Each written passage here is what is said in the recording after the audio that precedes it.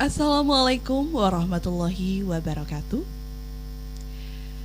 Selamat siang warga Kepulauan Seribu dan pendengar setia Radio Kepulauan Seribu. Semangat beraktivitas hari ini.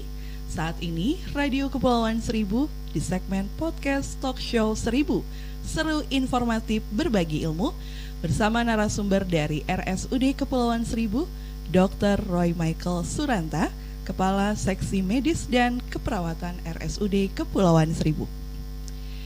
Selamat bergabung semuanya di Radio Podcast hari ini, pendengar setia. Kita dalam segmen podcast RKS bersama RSUD Kepulauan Seribu dengan tema pelayanan medis utama di RSUD Kepulauan Seribu bersama Hesti Hasan di sini hingga selesai nanti tentunya. Dan selamat bergabung untuk pendengar setia Radio Kepulauan Seribu dimanapun berada.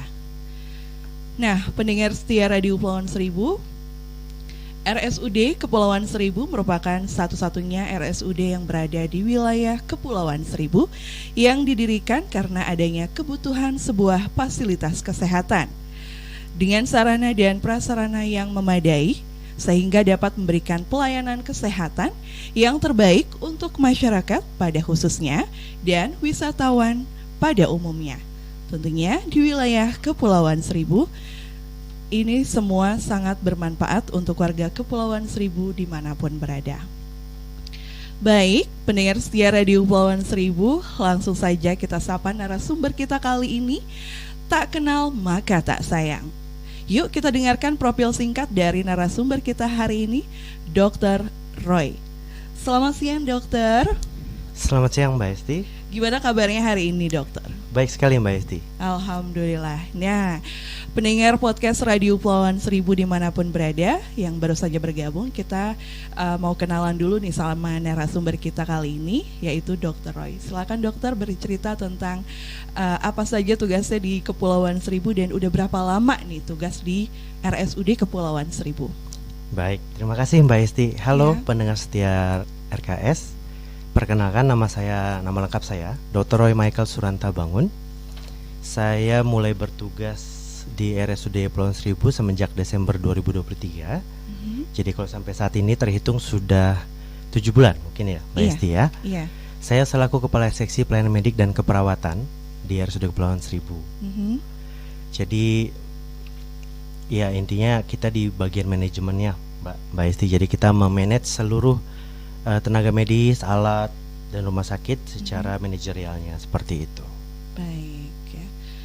Nah, tadi dokter sudah 7 bulan, berarti udah lumayan mengenal ya. Ya. Terus seperti apa macam-macam kebutuhan medis yang harus disiapkan di Kepulauan Seribu khususnya. Betul Mbak Esti. Pastinya berbeda ya, Dok. Pelayanan di Kepulauan Seribu dengan wilayahnya yang berbeda dengan daratan di sana ya dokter ya. Ada ini enggak, ada kesan yang menarik enggak nih selama bertugas di RSUD Kepulauan Seribu? Kalau kesan 7 bulan itu saya pikir sudah cukup banyak ya pendengar setia RKS. Kenapa saya sampaikan? Karena kita tiap minggu harus bolak-balik naik kapal. Itu juga pengalaman yang baru buat saya. Karena kalau dulu kan paling hanya naik kendaraan darat saja, baik motor atau mobil. Sekarang di sini tidak ada kendaraan darat, tidak ada mobil di sini, tidak ada motor juga, hanya motor listrik kebanyakan. Dari saya kebetulan tinggal di daerah Cilandak. Jadi literally saya anak Jaksel begitu.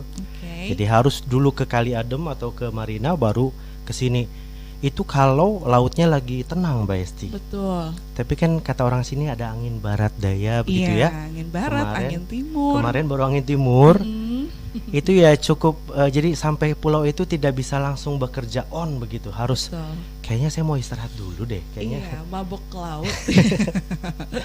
Ya walaupun sebenarnya saya bukan orang yang mabuk laut ya, tapi ternyata ombak yang sedemikian juga cukup berkesan lah buat saya. Tetapi ya itu tidak mengurungkan niat saya lah untuk membangun RSUD ini lebih baik lagi. Iya, harus tetap semangat ya dokter ya, apapun yang dirasa guys ya. Itu memang tantangan yang ada di Kepulauan Seribu ya, buat semua kayaknya ya. Oke dokter, mengenai tema kita hari ini mengenai pelayanan medis utama di RSUD Kepulauan Seribu, dokter silakan untuk berikan sedikit penjelasan mengenai pelayanan medis utama di Kepulauan Seribu. Silakan dokter. Ya, terima kasih Mbak Esti. Berbicara soal pelayanan medis utama di rumah sakit, kita harus tahu dulu apa itu rumah sakit. Jadi kebetulan tadi sudah disampaikan di awal sama Mbak Esti bahwa RSUD Kepulauan Seribu ini hanya rumah sakit satu-satunya di satu kabupaten ini. Betul. Nah, rumah sakit kita itu adalah rumah sakit kelas D. Kelas D ini adalah kelas yang bisa dibilang paling dasar untuk sebuah rumah sakit. Nah, tetapi kenapa disebut rumah sakit? Karena kita merupakan pelayanan medis rujukan dari pelayanan medis primer. Siapa pelayanan medis primer? Itu adalah puskesmas. Kalau di Pulau Seribu kita punya 2 kecamatan ya, Mbak Esti. Jadi di utara kita punya puskesmas Kelapa, di selatan ada puskesmas Tidung. Nah, mereka adalah pelayanan medis primernya atau dasar utama ke masyarakat. Benar. Lalu mereka menyediakan dokter umum, bidan, perawat. Nanti akan ada ketemu penyakit-penyakit atau masalah-masalah medis yang tidak bisa ditangani oleh dokter umum. Betul. Nah, hal itu yang harus dirujuk ke rumah sakit sebagai pelayanan medis rujukan. Nah, itulah pelayanan utama kita. Pelayanan medis utama kita adalah menyediakan pelayanan dokter spesialis. Jadi kita juga punya dokter spesialis yang kalau tipe D kita minimal punya 4 dasar. 4 dasar. Iya, 4 dasar itu seperti ya penyakit dalam, dokter spesialis anak, dokter spesialis bedah, dan kandungan. Itu fasilitasnya udah lengkap di RSUD, dokter? Kalau bicara fasilitas kan tadi saya sampaikan kita ada kelas D-nya ya. Ada kelas D-nya ini kita sudah sangat lengkap karena kemarin waktu akreditasi pun kita sudah kriterianya utama. Jadi memang sudah memenuhi standar, bahkan lebih dari standarnya. Seperti itu. Baik ya. Nah, itu yang dibilang dokter tadi ya. Nah, jadi pasien rujukan dari puskesmas ya dokter ya. Benar, dari rujukan. Dari Kecamatan Utara dan Kecamatan Selatan. Nah, itu tantangannya pasti lagi-lagi di transportasi laut ya dokter ya. Benar Mbak Esti, aksesnya. Iya, aksesnya. Nah, kalau cuacanya mendukung, pasien bisa langsung dirujuk ke RSUD berangkat. Nah, kalau cuacanya kurang baik, gimana itu dokter? Nah, bicara soal akses memang itu menjadi tantangan utama dalam pelayanan kesehatan kita ya Mbak. Karena seperti kita tahu bersama di pulau ini batasannya itu menjelang maghrib ya. Iya. Jadi kalau sampai jam 5 nih kapal ojek lah kalau dari Panggang itu masih ada, dari Kelapa 1-2. Dari selatan kayaknya lebih sulit lagi. Contohnya dari Untung Jawa misalnya atau dari Lancang itu ke rumah sakit tidak banyak kapal yang lewat ke mereka. Nah, artinya setelah jam 5 sudah tidak banyak lagi masyarakat yang berobat ke rumah sakit nih, karena tadi orang juga harus nyebrangnya pun minimal tadi setengah jam atau 1 jam. Paling deket ya. Nah, jadi kebanyakan masyarakat pun kalau nggak kepepet bener itu kayaknya mendingan gak usah ke rumah sakit deh. Benar, iya. Jadi itu juga membuat rumah sakit kita juga belum dimanfaatkan secara maksimal oleh masyarakat Kepulauan Seribu. Betul sekali ya. Ya, jadi itu memang salah satu tantangan sih sebenarnya. Tapi mudah-mudahan sih semua aman-aman aja ya dok ya. Amin Mbak Esti, harus kita perbaiki satu persatu. Satu persatu, dan harus bersabar ya. Baik, lebih dalam lagi kita pengen tahu juga nih apa aja sih yang dicakup atau tugas dari Dr. Roy dalam pelayanan medis di RSUD Kepulauan Seribu. Iya, bicara cakupan atau ruang lingkup dari pelayanan medis, tentunya saya membawahi seluruh nakes di Pulau Seribu, tenaga kesehatan. Kan kita bicara pelayanan medis pastinya ada nakesnya atau tenaga kesehatannya. Nah, seperti apa ya? Seperti dokter spesialis, dokter umum, bidan, perawat, itu semua memang di bawah saya. Bicara soal pelayanan medisnya secara klinisnya maupun bicara soal pengaturan jadwalnya, bicara soal dengan pelayanan-pelayanan yang sudah kita komitmen pelayanan yang sudah kita sampaikan ke masyarakat. Oh, kita buka poli sekian, kita buka pelayanan apa saja, itu kan sudah kita sampaikan. Nah, itu yang menjadi ruang lingkup atau tanggung jawab saya yang membawahi seluruh nakes di Pulau Seribu, di Rumah Sakit Kepulauan Seribu. Nah, seperti itu ya. Harusnya Dr. Roy juga harus benar-benar ini ya, berikan tugas ya buat nakesnya, harus benar-benar giat ya. Yes. Begitu. Oke. Jadi itu ya tugas dari Dr. Roy di RSUD Kepulauan Seribu ya. Nih kalau ada nakes yang bandel-bandel diapain, Dok? Pertama sih disayang-sayang dulu Mbak Esti. Ya. Disayang-sayang. Iya. Kalau udah nggak bisa disayang baru kita bina nanti. Baik ya, itu dokter yang bijak ya. Oke. Nah, kita lanjut nih. Apa saja sih dok bentuk pelayanan medis di RSUD Kepulauan Seribu? Iya. Tadi bicara ruang lingkup, sekarang kita bicara soal bentuk pelayanannya. Tentunya sebagai sebuah rumah sakit yang paling orang kenal mungkin IGD ya. Ada instalasi gawat darurat. Kita juga ada pelayanan kebidanan. Dan juga kita ada pelayanan polispesialis yang tadi saya sampaikan. Ada 4 dasar, ada polispesialis penyakit dalam, spesialis anak, spesialis bedah, dan juga spesialis kandungan.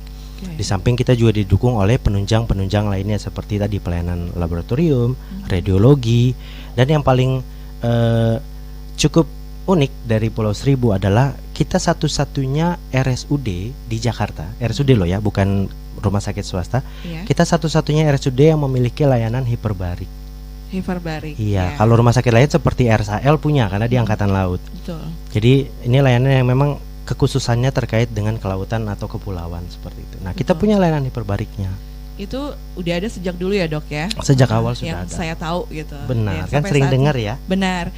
Itu diperuntukkan buat para nelayan yang tiba-tiba terserang penyakit yang secara biasanya umum disampaikan bahwa untuk penanganan kegawat dauratan kelautan. Jadi bisa buat penyelaman atau nelayan tadi ada masalah dengan tadi ada kelebihan nitrogen misalkan, jadi kita bisa lakukan nitrogen wash out atau pencucian nitrogen bahasa awamnya seperti itu. Nah, itu bisa dilakukan. Nah, oke, selama awal tahun 2024 ini ada kasus itu nggak dok, pasien dengan kebutuhan pemeriksaan hiperbarik? Iya, selama kemarin saya sudah evaluasi sampai bulan Mei itu kita ada sekitar 4 pasien yang kita lakukan penanganan kegawat dauratan terkait dengan kelautan tadi, yang penyelaman di rumah sakit kita.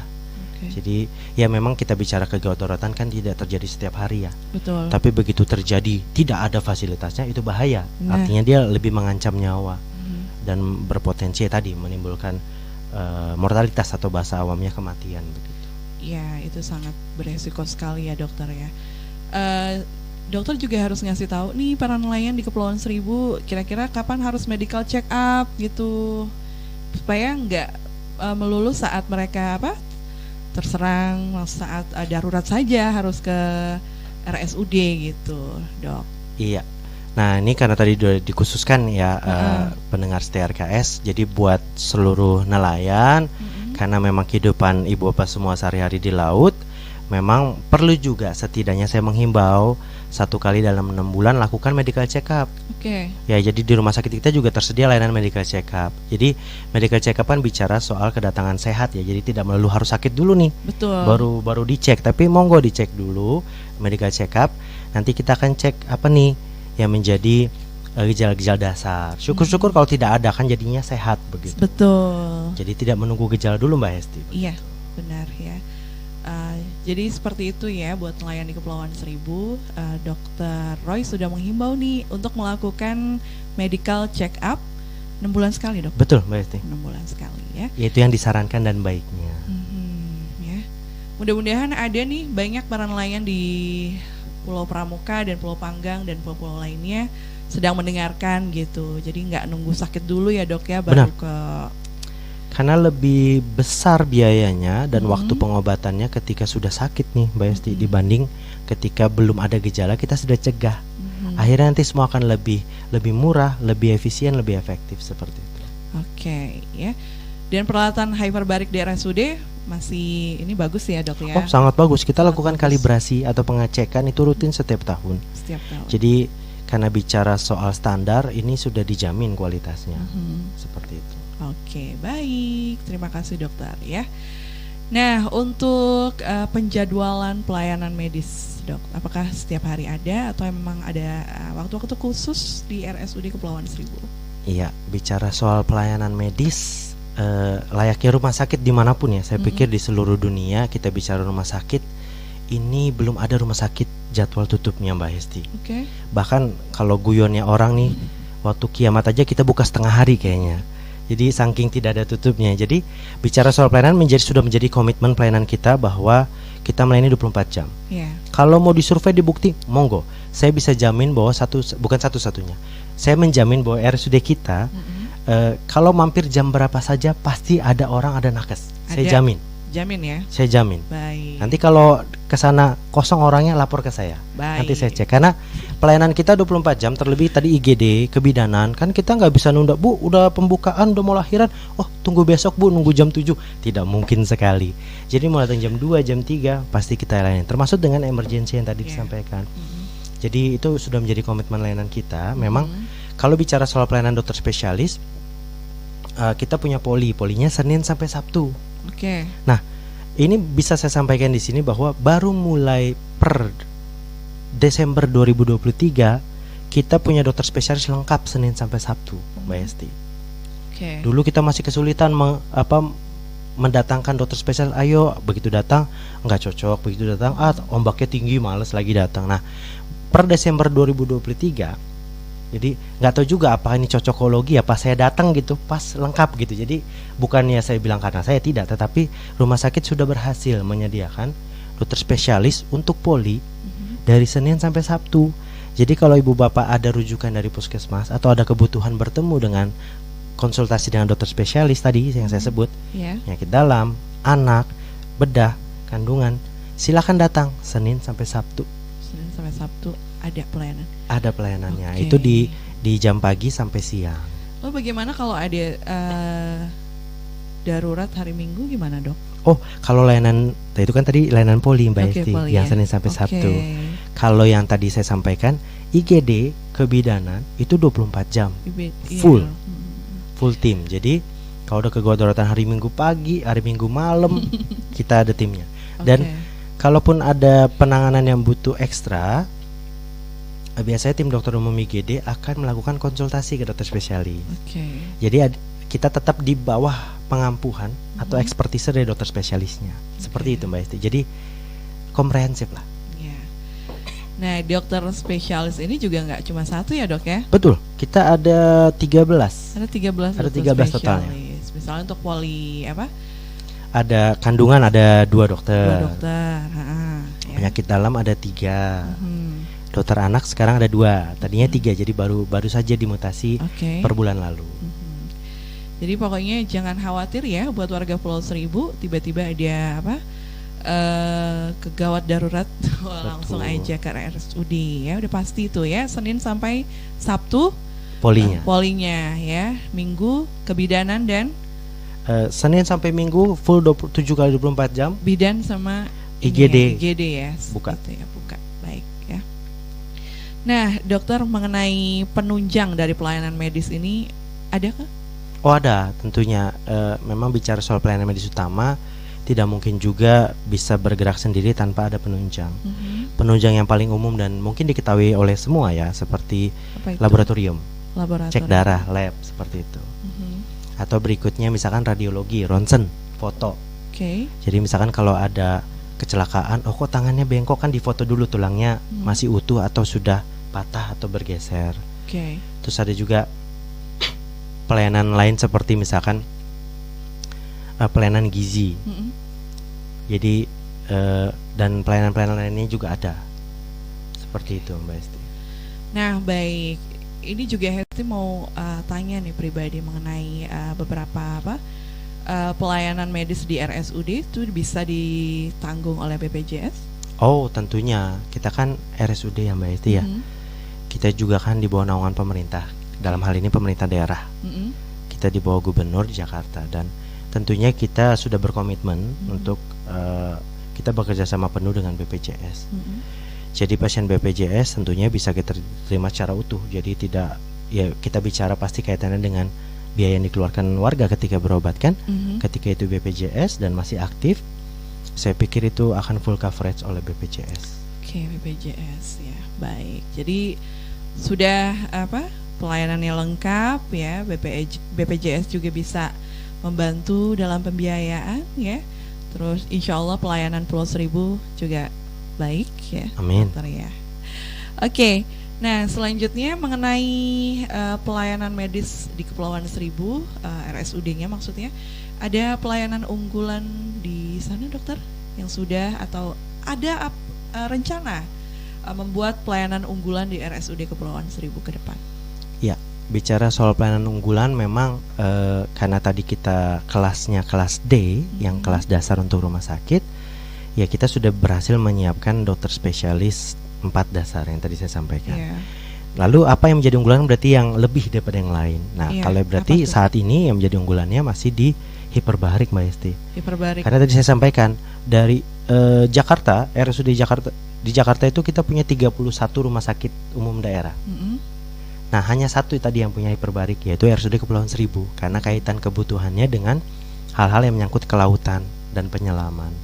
Nah, itu bisa menjadi unggulan. Tetapi kita juga tidak berhenti melakukan kajian atau evaluasi. Dari sejumlah layanan kita memang porsi layanan kita masih sebagian besarnya di kebidanan nih. Ternyata memang di beberapa negara kepulauan, contoh lah, saya juga melihat, mengkaji, belajar dari Maldives contohnya. Kan negara kepulauan juga. Ternyata porsi pasiennya sama, pasien kebidanannya banyak. Jadi banyak orang yang melahirkan, banyak orang yang hamil gitu.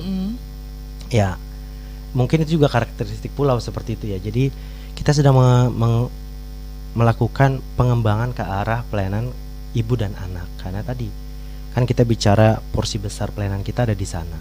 Jadi tentunya hal itu yang harus kita perkuat seperti itu, Mbak Esti. Oke. Nah, itu dia ya, pelayanan unggulan di RSUD Kepulauan Seribu sampai saat ini. Mungkin kalau kedepannya kita masih ngelihat lagi ya dokter ya, seperti apa kebutuhan di masa yang akan datang ya. Nah, ini kan kita udah ada ruang operasi ya dok ya? Oh iya benar. Sejak tahun lalu ya? Sejak tahun lalu kita sudah melakukan operasi sebanyak, jadi total sampai detik ini kita sudah melakukan operasi sesar. Itu sudah lebih dari 20 kali. 20 kali. Dan bukan hanya kebidanan saja, kan sesar punya kebidanan ya, objin begitu. Betul. Nah, dokter bedah kita juga melakukan operasi. Operasi benjolan-benjolan kalau bahasa umumnya. Kalau di kita sebutnya tumor seperti itu. Bedah itu skala kecil? Iya, yang sedang juga. Mungkin seperti appendicitis itu sudah kita lakukan. Apa tuh, Dok? Usus buntu. Usus buntu. Iya. Oh, bisa di sini juga. Bisa. Jadi sebenarnya kalau bicara soal operasi, ruang operasi kita sudah punya ruang operasi yang sangat baik. Tenaga nakesnya juga sudah ada. Nah, tapi gini Mbak Esti, kalau bicara operasi kita tidak hanya bicarain soal operasinya saja berhasil dan selesai. Iya. Tapi kan ada namanya pasca operasi. Oke, pasca operasi. Contoh yang paling gampang. Iya. Ada ibu bersalin, dia lahiran. Lahirannya bisa nggak? Bisa, dioperasi sesar sama dokter objin ada, tenaga bidannya ada, alatnya ada, ruangnya ada. Lah, bayinya kondisinya baik atau tidak? Ya kan, siapa tahu oh bayinya ada perburukan, oh ibunya tadi perdarahan, butuh darah, darahnya harus kita minta ke PMI. Oh bayinya tadi butuh ruangan picu nicu. Nah itu yang tadi menjadi masalah pasca operasinya. Nah tetapi tentunya kita juga tidak berhenti di situ, kita juga tetap bisa melakukan rujukan ke fasilitas kesehatan yang lebih tinggi lagi. Itu ya yang sering kita bertanya-tanya, kenapa sih sudah ada ruang operasi, ibu mau melahirkan harus dirujuk juga gitu loh dokter. Itu yang masih bikin masyarakat di Kepulauan Seribu khususnya bertanya-tanya ya. Nah itu kenapa dokter? Ada ya secara umum kan tadi saya sampaikan bahwa ini sudah dinilai secara klinis oleh dokter spesialisnya.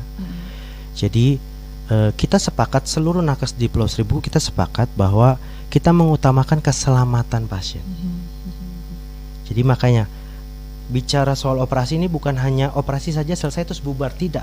Tapi kan kita ada sebelum operasi ada persiapan, setelah operasi kita melakukan kegiatan yang sangat kompleks, lalu pasca operasinya kita juga harus butuh penanganan yang lebih komprehensif lagi. Jadi makanya tadi saya sampaikan, kata kunci kita adalah kita menjamin keselamatan pasien dulu. Ketika ini safe buat pasien, kita lakukan. Tapi begitu ada satu faktor, dua faktor yang aduh ini kayaknya bisa beresiko, walaupun belum tentu ya, tapi ada resiko yang tidak baik buat pasien, kadang pertimbangannya kita lebih memilih ini dirujuk saja ke rumah sakit yang lebih tinggi, yang lebih lengkap tadi. Seperti itu Mbak Esti. Jadi kalau dibilang kita tidak menangani, kita tetap menangani kok. Udah lebih dari 20 ibu bersalin yang kita lakukan sesar, bahkan tindakan bedah sudah belasan di situ. Untuk yang minor-minor kayak kuret-kuret udah lebih dari 20 kita lakukan. Seperti itu. Jadi untuk warga Pulau Seribu, terutama Bumil, kalau nggak ada kasus-kasus yang emergensi banget, dokter nggak mungkin dirujuk ke darat ya. Benar. Iya, dan kita juga beresiko dokter ya kalau seandainya cuacanya kurang baik ya kan. Lebih baik ditangani di sini ya dokter ya selagi masih bisa. Iya, Mbak Esti pastinya. Oke, dokter, kita mau sapa penonton kita di live Instagramnya RSUD Kepulauan Seribu juga ya. Selamat bergabung buat semuanya di sini ya. Iya, di sini ya. Selamat bergabung di radio podcast Kepulauan Seribu bersama RSUD-nya ya. Oke, masih semangat dokter untuk menjelaskan soal tentunya. Oke. Nah, tadi sudah kita ketahui bersama ya bahwa banyak kasus-kasus yang sudah alhamdulillah bisa ditangani oleh dokter di RSUD, di ruang operasinya tentunya ya. Ada kasus SC ya, terus ada bedah tumor ya, usus buntu ya. Nah itu kalau bisa ditangani ya konsultasi dulu ke dokter RSUD ya. Betul. Jangan cari yang jauh-jauh ya kan. Iya. Kan kita biaya juga lumayan. Oke, kita lanjut lagi dokter ya. Nah, apakah mengenai BPJS tadi nih? BPJS itu kan untuk warga asli Kepulauan Seribu DKI Jakarta, ya kan? Ya.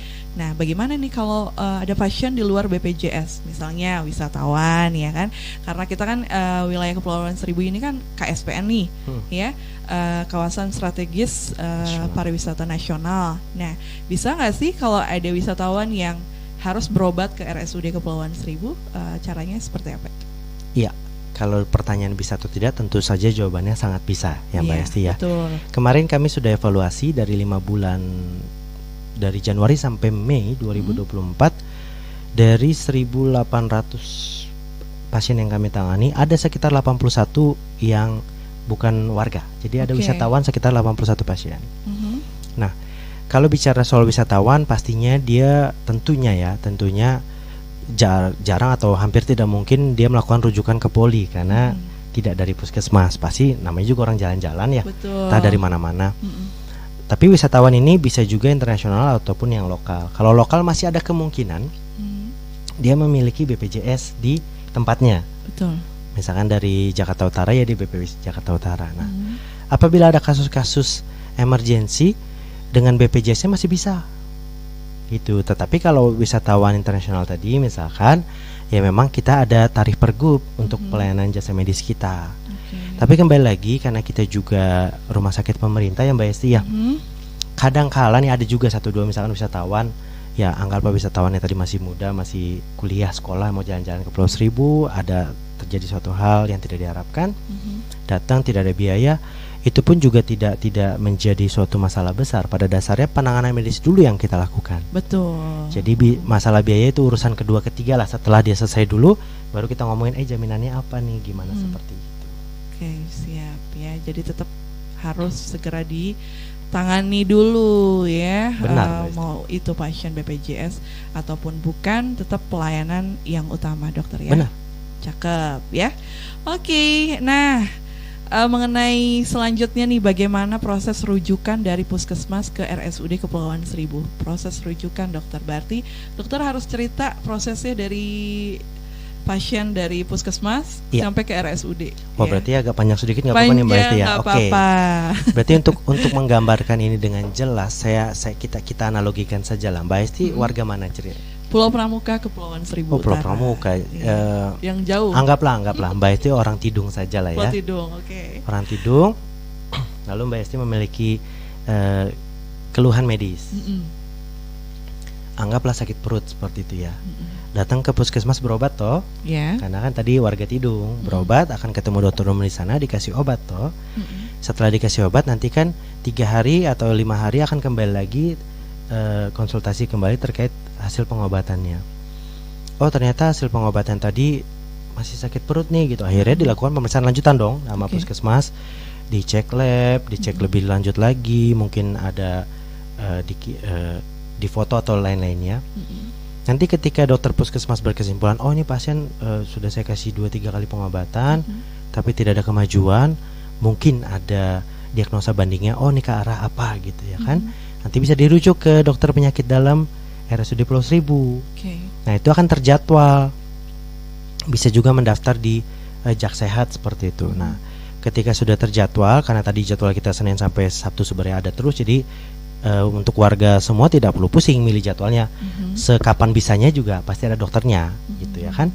Nah jadi nanti Mbak Esti akan mendapatkan surat rujukan dari dokter umum di puskesmas yang tujuannya ke rumah sakit RSUD Pulau Seribu. Iya.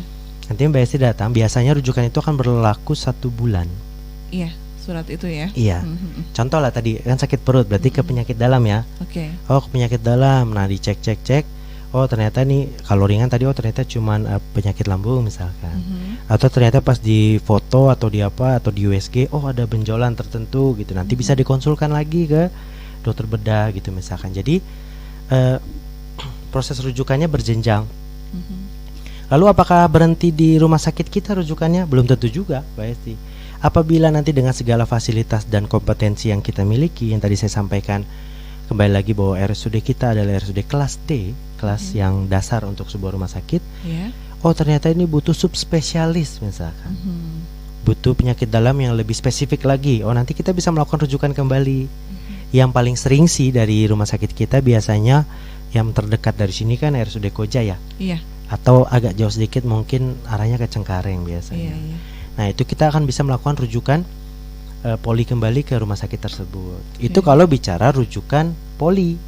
Jadi berjenjang dari puskesmas diperiksa, rujuk ke kita, dari kita bisa rujuk lagi ke rumah sakit yang lebih tinggi. Jadi tidak mungkin rujuk ke rumah sakit tipe D, pasti minimal C, B atau A, bahkan sampai Tarakan.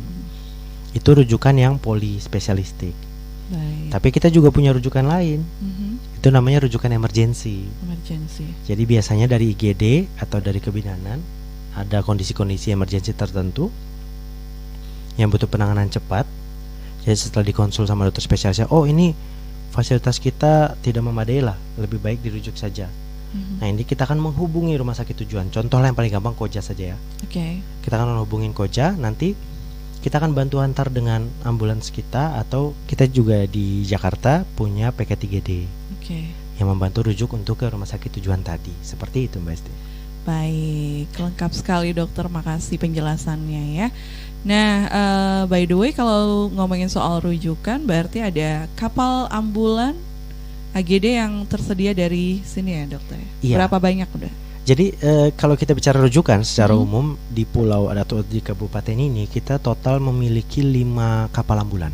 5 kapal. Ada 5 kapal ambulan. 2 punya PK3D. Ini saya bisa jelasin karena saya mantan, jadi iya bisa jelasin. Pas ya. Iya.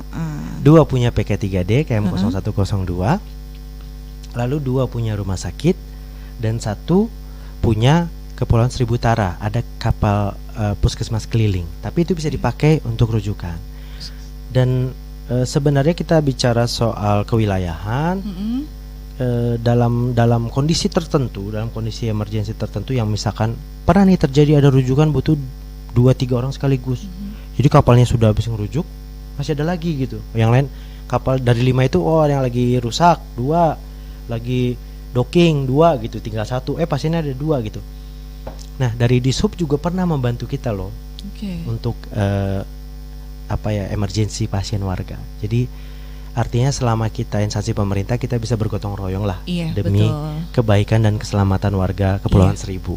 Pentingnya sinergitas, yang penting ada komunikasi yang lancar ya dokter ya. Siapa sih yang nggak mau membantu warga khususnya, karena itu juga demi kita semua gitu ya. Oke, pendengar setia podcast Radio Kepulauan Seribu. Nah, dokter sudah menjelaskan dari awal macam-macam pelayanan, fasilitas di RSUD juga ya, proses rujukan dari puskesmas ya. Dan mudah-mudahan nih kita sudah harus merasa nyaman gitu, nggak lagi takut untuk berobat ke RSUD ya dokter ya. Harus Mbak Eti. Nah, yang menjadi kendala di pelayanan medis di RSUD Kepulauan Seribu ada nggak sih selain cuaca buruk ya, faktor tadi akses transportasi, ada nggak yang lain dokter? Iya, kalau bicara soal kendala utama, sejujurnya kalau saya bisa sampaikan di sini memang faktor utama kita adalah SDM. Seperti tadi saya sampaikan bahwa masih sekitar 60-70% nakes di Pulau Seribu ini bukan warga Pulau Seribu, jadi Betul. dia pasti pulang pergi. Nah, total nakes kita kan ada sekitar 80 sampai detik ini. Oke.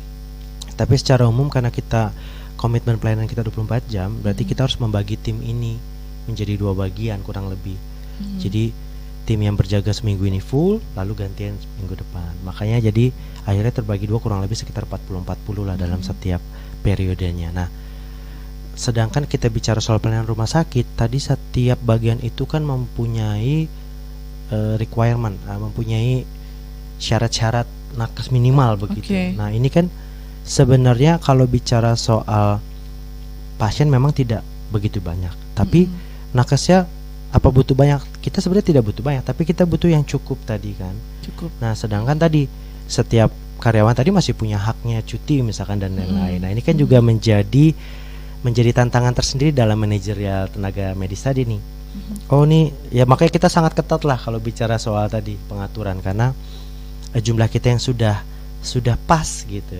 Jadi formasi ini harus dipertahankan sedemikian rupa supaya komitmen kita pelayanan kepada masyarakat tidak terganggu. Jadi saya juga tidak bilang kekurangan banget, tidak, tapi bagaimana kita mengatur yang sudah pas inilah. Itu tantangannya Mbak Eti. Tantangannya seputar SDM nakes ya. Banyak nakes yang melamar kerja di RSUD Kepulauan Seribu, tapi kalau tidak sesuai tidak mudah juga ya dokter. Betul. Dan ketika ke Pulau Seribu juga ternyata tidak semua orang juga cocok di kepulauan. Iya betul. Gitu. Ada yang bete banget gitu ya. Atau kena panas dia meleleh kan kita nggak tahu gitu. Iya, jadi pengennya setiap pulang kerja mungkin nyari restoran. Nah, sementara di sini adanya warteg ya kan. Jadi memang agak sulit buat yang tidak bisa beradaptasi ya dokter. Betul. Tapi alhamdulillah dokter Roy sudah sangat bagus adaptasinya ya. Oh iya, 7 bulan sudah cukup menguasai. Oke.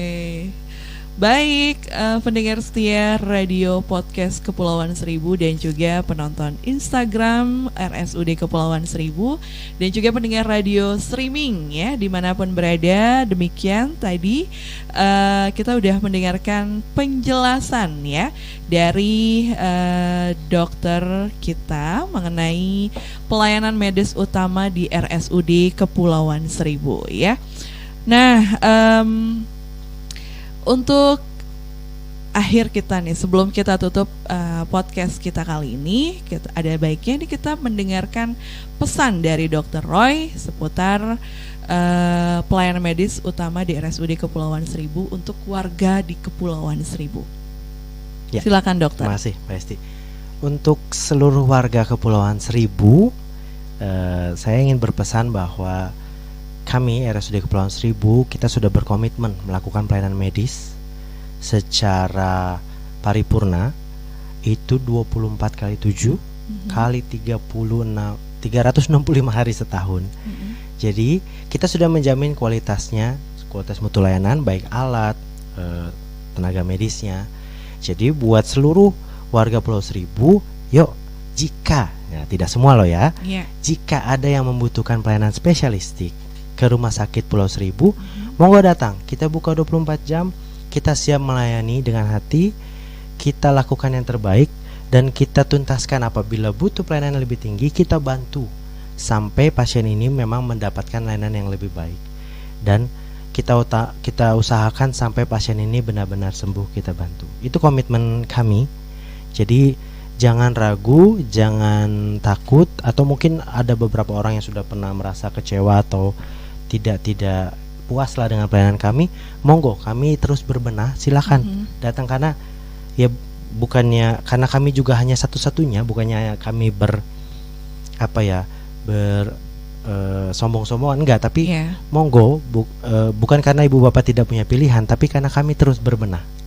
Kami terus melakukan perubahan untuk layanan kesehatan ibu bapak semua. Silakan datang, rasakan manfaatnya. Dokter, ada call center dari RSUD Kepulauan Seribu atau di komentar di Instagram? DM di Instagram saja. DM di Instagram atau langsung tanya ya, langsungnya aktif ya. Oke.